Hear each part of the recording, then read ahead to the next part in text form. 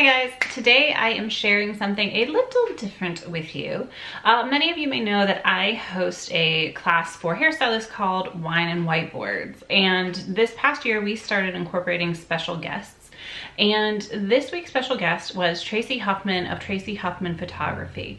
She is a branding specialist that loves focusing and helping small businesses, and she's a talented photographer that I have the pleasure of knowing personally.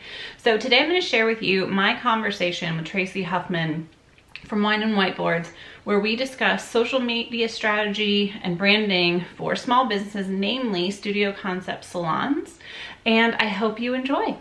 All right, Traci, I want to thank you for joining Wine and Whiteboards today.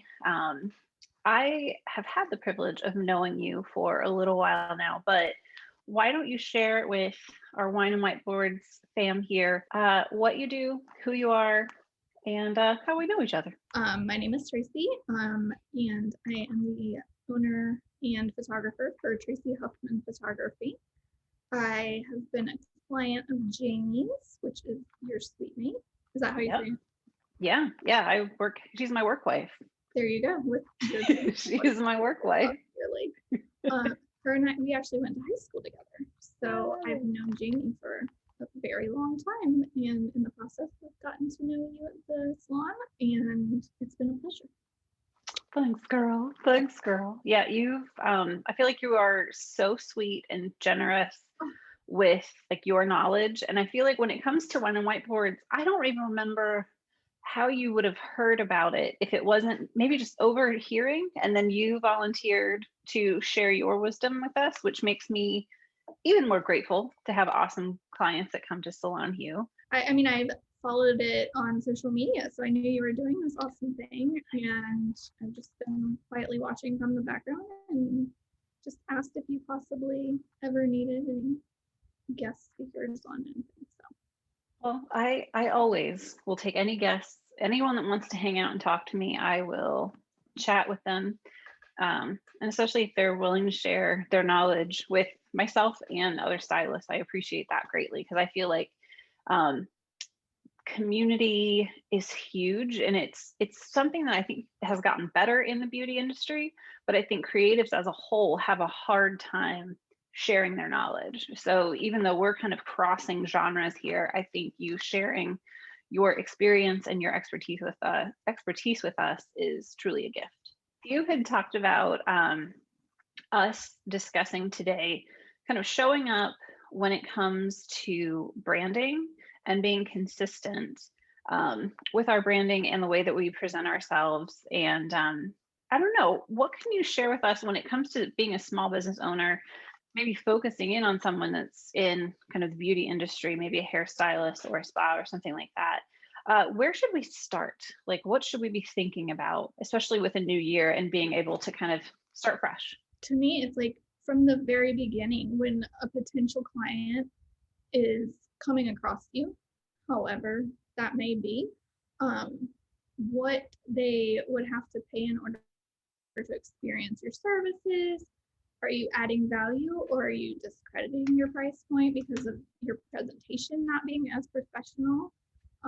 You deserve to charge what you are worth, and your potential clients deserve an incredible experience from start to finish. So if you're not starting that client experience off from the beginning and being consistent with a beautiful feed, you just can't let that hold you back anymore. Like, you need to rein it in and start from the very beginning of when anybody comes across you. So when it comes to, I guess, showing up, if we're talking about like Instagram feed, what tools do you use to, I guess, create that feed or organize it? Or how do you, I guess, start thinking about that planning process? Personally, I use Canva, which is an awesome, it's a magical tool.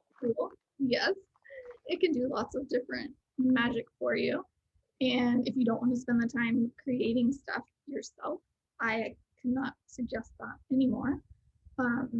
But starting with a tool like that and thinking about even just the fonts you're going to be using, how they translate to people and can speak to your style, even the colors that you use, and you're wanting to be within a certain keep that within a certain number of colors consistently. So when people see, they know who, like, they know you because, let's say for me, I have pinks and teals, and my brand is very joyful and vibrant.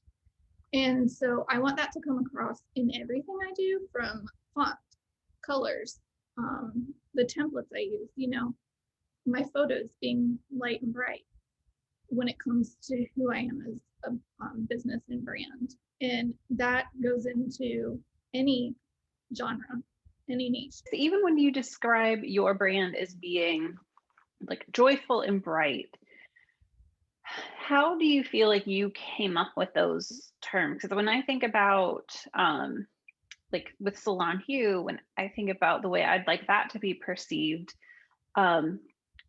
visually, I want it to be clean and bright and airy.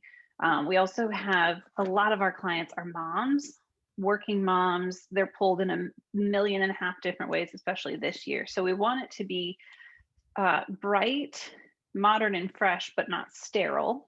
Yeah, Inviting, but uplifting. And I feel like I used a lot more words than you did to describe your business, but how do you feel like you, I guess, boiled that down and fine-tuned that verbiage?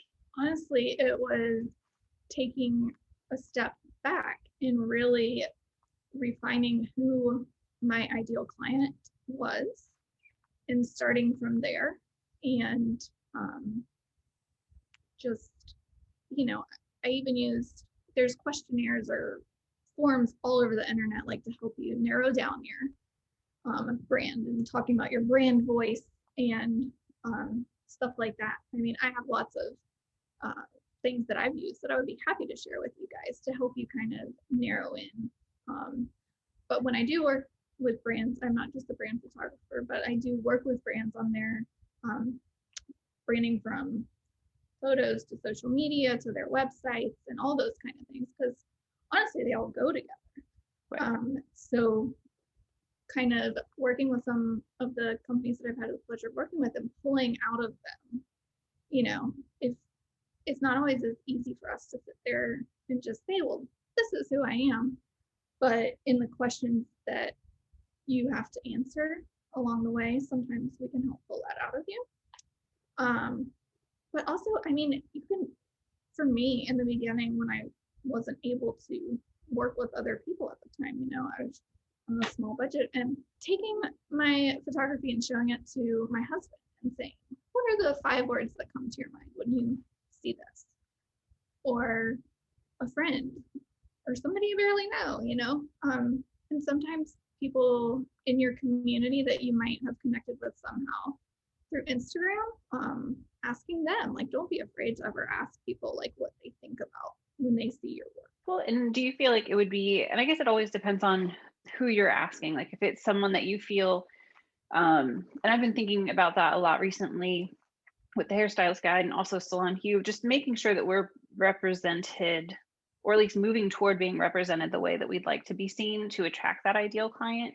So I feel like there is a difference between just asking anybody willy-nilly and asking the right person. Do you feel like if you were going to ask for feedback, would you ask for that feedback on or from someone, say, that is running a business in a way that appears to be what you would want? Like for me, for a salon, would it be a stylist that I really think is crushing it on their social media to have them give the feedback, or where should we kind of seek that out? I think that seeking it out from a variety of eyeballs and it's good to have different people to comment on it, but for certain, like, if there's anybody that's providing you inspiration and you want to, somewhat emulate that, absolutely asking that person if you're not too afraid. Like, I probably would be like too shy, but I think that's amazing if you're up for that. But I guess that's where hiding behind screens could make that easier. That's a good way that you could hide behind a screen, is to send a message like that. For sure, but I think the different perspectives of different type of industries. Ask away, get feedback out the wazoo, Absolutely. and Absolutely. then, kind of see what, I guess, really give thought to kind of what the stylist would be thinking as far as kind of words to describe their branding and the vibe of their business and the culture and, the feelings surrounding what they're providing their clients. What else should we be thinking about when it comes to like branding? And then how do we swirl all of those ingredients together and implement them into social media? That's a big one. So I think starting from the beginning fresh and taking a few simple questions that ask specifically about your brand, and really sitting with those and ironing out exactly what you would like for people to perceive, what you think they're perceiving, getting the feedback, all of that. Taking the time to establish those things ahead of time will help you to be cohesive and consistent across the board, because you're going to have narrowed down things like your font choices, your colors, and you can build off of that. No matter what kind of photo you're taking, you will have those foundations already built, and then you can put your beautiful your beautiful work in there with photo. Think of it from the other perspective, like, how do I see this business? Like, if I'm completely hands off, what do I think of when I look at this? Do I think that the brand has a voice and it's consistent, or does it kind of seem like I don't really know who they are and what they do? Well, and when we talk about that voice or someone being able to look at your brand and or your social presence, do you have any tips for kind of making it a little more apparent to people who'd be viewing, say, our Instagram and seeing us as people? I think recently, and even within the beauty industry, when it comes to like photography and whatnot, so many classes are like, your feed should not just be walls of hair. Right. Like that can be so helpful from the point of being like an online portfolio, which is what Instagram is for a lot of us.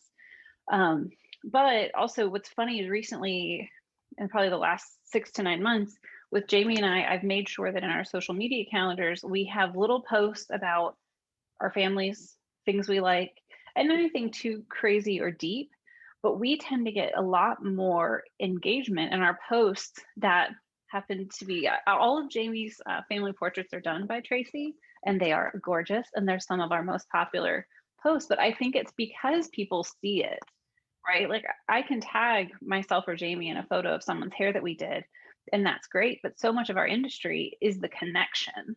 Absolutely. That is And exactly what I was going to say. It doesn't really have anything to do with my photography abilities. That is because people are getting to know you guys personally and can connect on a human level, as opposed to seeing a beautiful feed of hairstyles that you've created. It's gorgeous, but you have to have bits and pieces in there where you're connecting with people, because now more than ever people are feeling so disconnected from things. So any way that you can pull people in, you have to include personal stuff these days. Like, it's just necessary. no, like when you started doing that, because you'll incorporate information about your family and the girls and whatnot in your feed. How did you have any like mental or emotional like barriers to doing that? Like, did that feel unnatural? Like, how did you get into being more open so that you could connect with your consumer online? I am not naturally somebody who likes to share personal things, and kept a lot close in the beginning, but realized how many more people I was able to connect with on a personal level when I did let people into my life. And I think that just made me realize, like, people don't want a perfect, polished, professional photographer. They want a real human being on the other side. And that's what I'm going to have to give them. And being vulnerable has taken time, but just knowing some of the smallest impacts of me sharing some really big things to me, but simple things to probably most, like just the people that have reached out and connected with on those things, and just knowing that I can help one person with anything has made it all worth it and easy. Yeah. Um, Did you ever read The Power of Vulnerability by Brené Brown? mm, It's good. I enjoy her thoroughly. She even has I think I think there's only one Netflix special. But I enjoyed her thoroughly. I think it is, yeah, The Power of Vulnerability or Daring Greatly. Maybe it's Daring Greatly that I'm thinking, but either way, but she discusses how, I guess I read that book. I feel like I'm a sharer and an open book, but she discusses how it's kind of funny to think about this in this application, how these days we think that people share so much on like social media, but they're not actually being vulnerable. So when you see, some girl in a swimsuit and you're like, oh, look at, she's sharing this trip that she's doing, that level of authenticity isn't there. And it's, I think, being truly vulnerable. I know with us, when it comes to our industry, I think a lot of people assume that so much of it, like 70% of our industry, is you have gray hair, we're going to get rid of it. You want shorter hair, I'm going to do it. And that's what a client wants. But it's actually the opposite is true. 70% of our industry is the human connection. And and similar with you in your field, you're dealing with humans that are insecure. Now you get to have either this hairstylist in their face thinking whatever they think we might be thinking, or a photographer that, I feel like having friends in photography, I feel like self-conscious to be like, I don't know what to do with my body. I don't know how this looks. I bet they take pictures of so many pretty people, and there's so many weird insecurities that both of us are facing behind the chair. And I think having that mental shift and understanding that like you're a human that wants to help and work with other humans, it's really powerful. And it is interesting to think about how being able to successfully convey that in our branding and in the way that we promote our businesses is really kind of the glue and what makes that people tend to gravitate toward us and grow. Absolutely. I mean, even just taking exactly what you just said and sharing that in a story or an Instagram live, like so that people see and know you, that's beautiful. That's how you show up and connect with people. So let's talk about, the showing up part.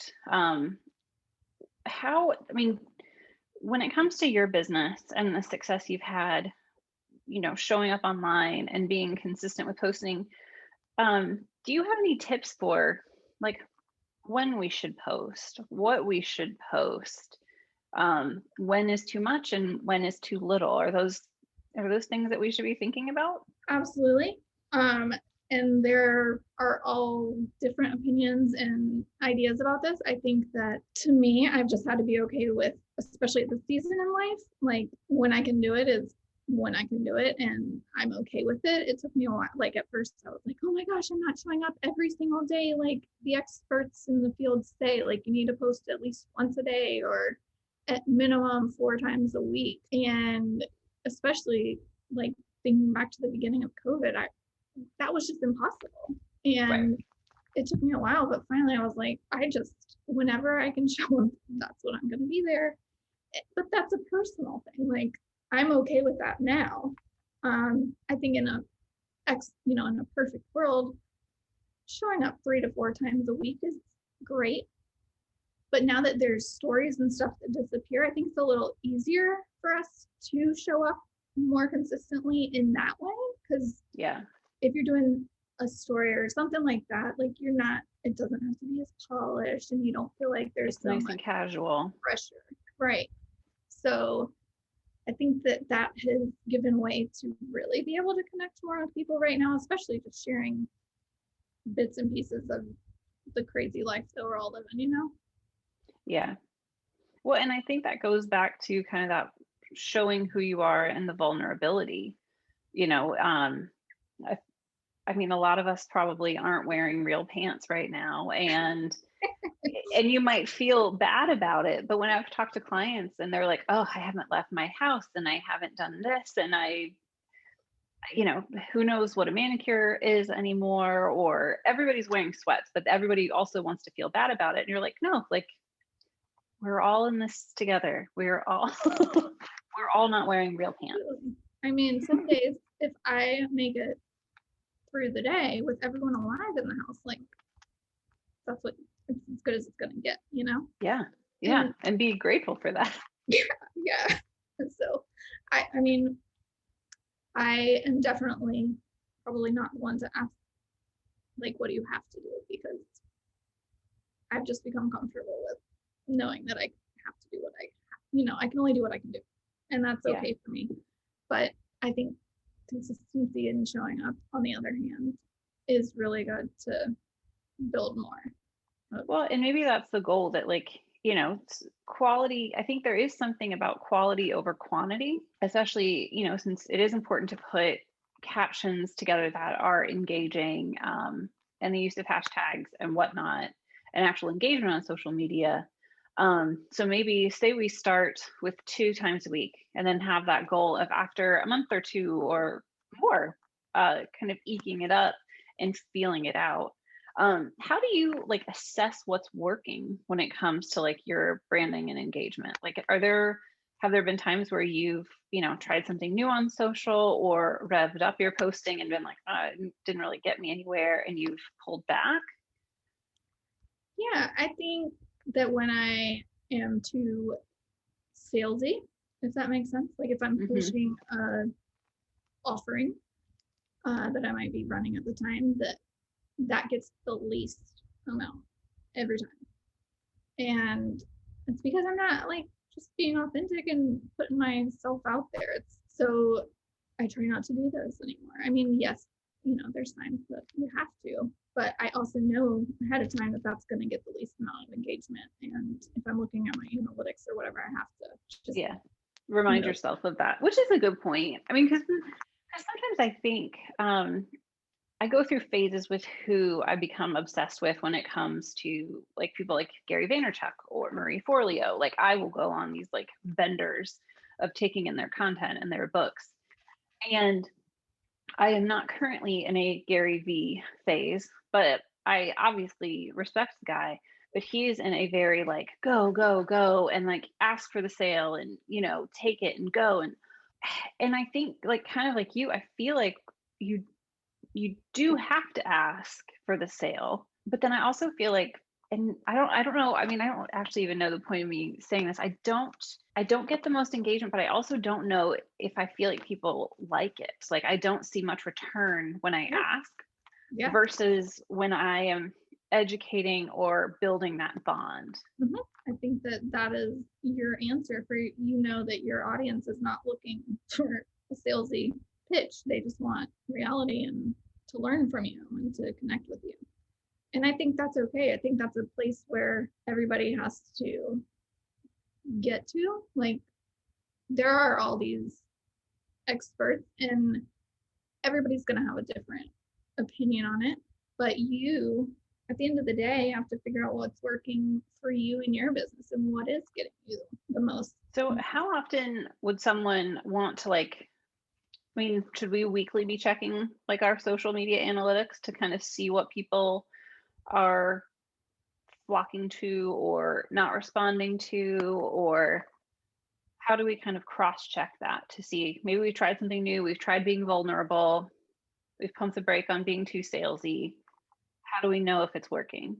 Absolutely. There are so many different ways to look at your analytics these days. There's a million different apps. Instagram Business has made it a little bit easier if you have a business account. I think that Later, I don't know if you're familiar with that one, but that's for Instagram, that's probably the best out there. Different tools for different things. There's some that do all of them. I've also just kind of narrowed in that I'm trying to work the most on my Instagram and my Pinterest and my website, because that's where I get the most from. But other people, you might get more from Facebook and Twitter. It doesn't matter. I think that you need to hone in on what's getting you the most and focus the most on that. And then whatever isn't, sometimes, it's easier to just copy and paste and send it over as well, just to show up so that you're there. But you don't have to put your energy into trying to figure out the algorithms and the analytics on that if it's just not helping you. Like, just Well, kind of, I mean, it seems like what you're saying, it's kind of like the posts where if you were going to do 4 posts a week, it'd be better to rein it in and to do 1 or 2 well. So instead of being like, no, I have to have separate Twitter and Facebook and Instagram and all the things, what's really working, and go from there. So that makes a lot of sense, actually. I'm trying to think, what other have you thought of any other gems as a hairstylist that you think could be beneficial for us when it comes to branding and presenting ourselves well online? Yeah, I mean, I think that show your personality, show who you are as a business, but also show who you are as a person that they can connect with. Show your work, what you're doing, the way that you are explaining what you want people to perceive. I think that means that you need to have some nice bright photos. So set yourself up something that you can consistently achieve those, whether that's standing in the same exact spot every time or going out in the sun. Whatever route you choose, make it easy, but also so that it's going to look beautiful and portray the amazing work you've done. So when it comes to, like, say, photographing a client, I think a lot of us have smartphones that are just, they're attached to us anyway. So we're taking a lot of our client pics that way. Do you have any tips for, using the smartphone? Like, I've seen several videos of like stylists that are running their business and doing all the photography, it seems, with their iPhone, especially before and afters and whatnot. Is it better to have maybe, a ring light or something like that, or to go outside, or does it depend on maybe whether the client's blonde or brunette or whatnot? Like, are there any little tips that you could help with just to simplify it for us? Yeah, I think that you just said the key word in simplifying it. Whatever is going to be the easiest for you to achieve a consistent look, whether that is a ring light. Say for you, knowing you and your salon, I think that a ring light is a perfect option for you. You have beautiful light that comes in through there as well. So you do have the natural light. But going outside just doesn't seem simple and realistic for each person. Right. So I say to go with whatever is the easiest for you. But again, you want to keep it consistent with, and getting a backdrop, getting the ring light, having it set up the exact same way each time so that you can just take those before and afters. And this is where a good Canva template could come in, where you could stick those photos in. And you would use the template with your font colors and all those things. And also for when you are using a smartphone, presets for editing are an amazing gift to the world. Like, I don't know if you've used them. Okay, so I haven't. I tend to, when I edit photos for the salon and even myself, I like a higher contrast and a higher brightness, but I do it all manually. I have heard of said presets, but I've just been like, oh, I am not smart enough for this. Girl, yes, you are. Yes, you are. It's way easier than you think. But if you're consistently doing the same thing each time, are you just doing it through photos, or are you doing it through? I do it inside of Instagram. So I will crop a photo on my phone, and then once it's inside of Instagram, that's when I'll adjust the light and the contrast. Yeah, I mean, it might be a good idea to get an app that is a free photo app. Lightroom Mobile is amazing. It's free and it's the best editing for your phone. And that is where you could find some free presets online for Lightroom Mobile. But you know exactly what you want. You were saying that you bump up the contrast and you want it brighter. So whatever you're consistently doing, you can create just a one-click that would make life easier. It'll each time. And I am more than happy to walk you through how to do all that. But See, this is why life's so much easier. when we were talking earlier about it taking a village to raise a child, and we're still adults, yet we still need the village. Absolutely. Absolutely. So we've talked about Lightroom Mobile. We've talked about Canva, which is a magical tool. What other apps make your life easier when it comes to branding? Dropbox, but that's just so I can share between. That's true. Dropbox makes life easier. Yeah, I use Later for Instagram. Tailwind for Pinterest was my favorite for a long time, but well, and so Later, I've been using Later with Salon Hue, and I think for small businesses, I've appreciated. I get nervous and a little overwhelmed when I think about, okay, well, this app is $10. This app is $14. Am I going to get the value? Da, da, da, da, da, da, da, da. I love that Later's free edition allows for like 30 posts a month. And I feel like, especially if you're nervous of social media, you don't want to have to do it every day. Most small businesses, right? That gives you, a few posts a week that you can do just preset, load them in there, have all the text in there, and then on the free you have to go in and hit post. But when you've batched it, it takes kind of that fear out of it. You can be drinking your coffee, hit go, and you're set. So I've been Canva and Later have been delightful additions to my life this year. Yeah, I think something else that can simplify and keep you consistent across the board is canned email responses. I don't know if you do a lot of emailing in your business, but canned email responses so you can copy and paste, setting up a FAQ page, just with all the frequently asked questions. And again, this comes back to being consistent where you're going to take the colors and the fonts and be consistent across all of that.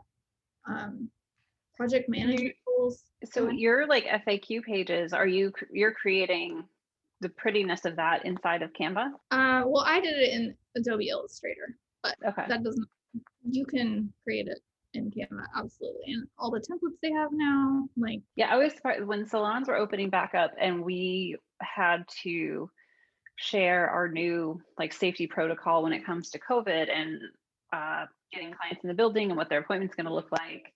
I think having ours in cute little Canva templates made it seem less frightening. and, yes. And it not only it was visually appealing, but I think it made it just seem much more professional and lent a hand to, hey, this is what we're doing. This is where we are now, but we're handling it professionally. We're presenting it professionally. And we've had a lot of clients that have felt have literally said, they're like, well, the way you were handling it makes me feel more comfortable. And I'm like, well, you haven't been in yet. How do you know how I'm handling it? Other than the fact that we've been presenting information well and been communicating fairly well on our procedures. Which is huge. It makes people feel more confident and trustworthy. I'm trying. Well, Traci, I want to say thank you for spending a little bit of your time with us today. And for anybody that is watching this after the fact, please follow Traci. Traci, how can people get in contact with you if they have more questions on branding, if they'd like to see what you're up to, or if they'd like to follow your socials or be in touch? Yeah, I would love to connect.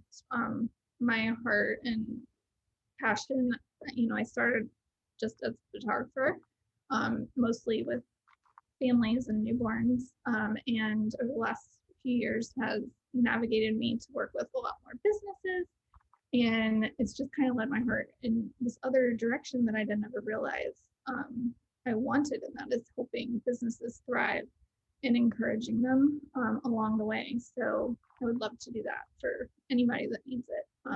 We are so grateful. And honestly, I guess also to that point, I love that the businesses that you've been working with are businesses with heart. Not that I wouldn't be supportive of any business, but I love that all the brands that you connect yourself with are ones that are filled with love and passion and love taking care of other people. And I think that's awesome. I love that.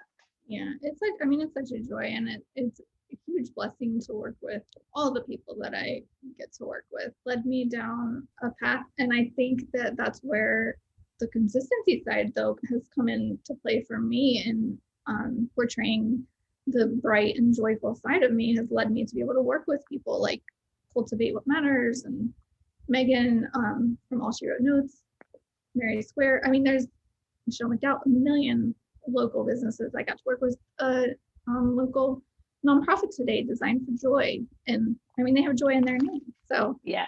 Couldn't be better. But, I think that it goes to show that just presenting myself like in that way has led me to some really amazing relationships. And Well, and you said you didn't necessarily set out with that intent, right? I mean, you started out being content and happy and your needs being fulfilled within photography. However, your work ethic and your consistency helped your business evolve into this other gem. absolutely. And I think sometimes, like, I've been thinking about that recently, like with myself, where sometimes I'm not really sure that you need to know the exact goal, but if you keep working with those values and principles and like passion, and you're working forward, that momentum will take you somewhere. And Yeah. I like that you are speaking to that, and that's kind of how you've found where you are today. Yeah. It just everything, happens for a reason. And sometimes there's different plans for you than you ever expected, but it all works out. So Yeah. anyways, my passion and heart is just to help and serve others, especially small business community. I love any way that I can do that. So reach out with any questions or whatever, whether it's business related, mom related, photography, whatever. I am on Instagram, Traci Huffman, and you can meet me through my website, tracihuffmanphotography.com. I'm on Facebook, all the places. You're around. You're hanging out with everybody. I love it. Yeah. So, well, I wanted to say a huge, huge thank you. I would hug you if we were in person or could be in person. I just am so grateful for this, and I've seen your body and your eyes in the salon, but it's so good to see your face. It is really your face too, not behind that mask. But hey, well, you'll have a wonderful day. Good luck with your businesses. Thank you so much for checking out my interview today with Traci Huffman. If you'd like to see more videos like this, make sure to give it a like. And if you would like to see more content about owning your own studio concept salon, make sure to subscribe to this channel. And I will see you next time. Bye.